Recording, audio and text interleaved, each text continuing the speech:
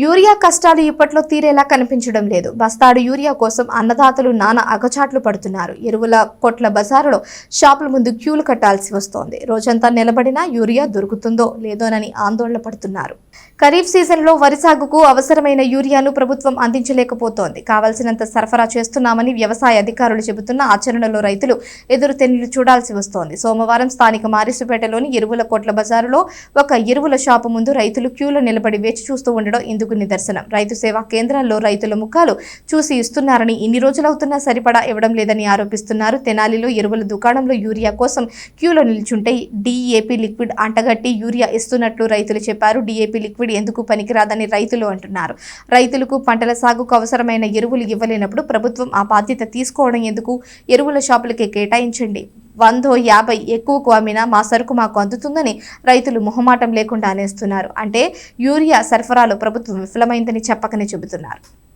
బొల్లు పుష్పధనేశ్వరరావు 10 ఎకరాలు ఉంది. చిన్న పరిమి ఎరువుకి వచ్చాము. వస్తే ఈ లైన్లో నుంచోలేము. కొట్లకి ఎప్పుడమ్మప్పుడుగా పడేసి ఇవ్వాలి. ఈ ఏ ఓలు బోలు ఉంటే ఈ నడవది. ఇది కొట్లకు పడేయాలి పిండి. రైతు భరోసా కేంద్రాలు అయితే మొఖమొఖాలు చూసుకొని ఇస్తున్నారు.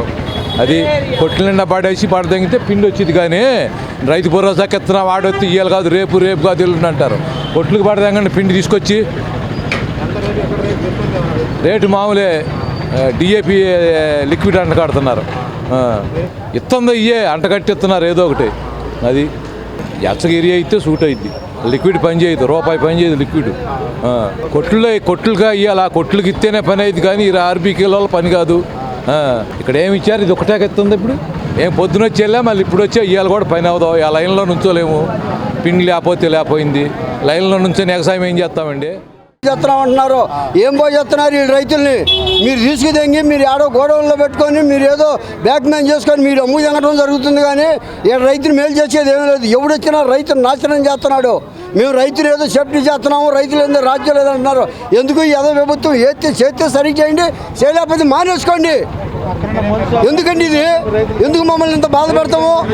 కూలీలు లేకుండా కొట్లగాడ పడికాపులు కాస్తున్నారు. ఆడ పనులే చేసుకుంటారా? ఇక్కడికి వచ్చి కొట్లగాడ పడికాపులు కాస్తారా? ఎందుకండి? మీరు చేయగలిగితే చేయండి, చేయలేకపోతే కొట్లకండి. 100 ఎక్కువ తక్కువ మేము కొనుక్కెళ్తాం, వేసుకుంటాం, మా పని మేము చేసుకుంటాం. మీకు ఎందుకండి చేతగానప్పుడు? వదిలేసేయి. నా పేరు మోహన్ రావు, నాది మండూరు. 4 ఎకరాలు ఉంది నాకు. అది నేను ఎప్పుడు పొద్దున్న తెచ్చా. అదిగో సైకిల్ వేసుకొచ్చా. నాది 8 కిలోమీటర్లు సైకిల్ వేసుకొని వచ్చా. ఏంటి ఏమిచ్చారు? ఏమి ఇలా వాళ్ళు ఏదో ఇస్తామంటున్నారు, కాగితాలు అంటున్నారు, పాస్బుక్లు కాగితం జిరాక్స్లు అంటున్నారు, ఆధార్ కార్డులు అంటున్నారు, పాడా పచ్చిబద్దలు అంటున్నారు. ఏమి లేదు. ఏమి సౌకర్యం లేదండి వీళ్ళ వల్ల. ఇట్లాంటి వీళ్ళ వల్ల ఏ సౌకర్యం లేదండి. కొట్లకి ఇస్తే రైతు బాగుపడతాడు, లేకపోతే వీళ్ళు ఉసురు పోసుకొని చచ్చిపోతాడు. ఈ రైతులు ఉసురు పోసుకొని వాళ్ళు బాగుపడమనండి. అది అంతా ఏమీ లేదు.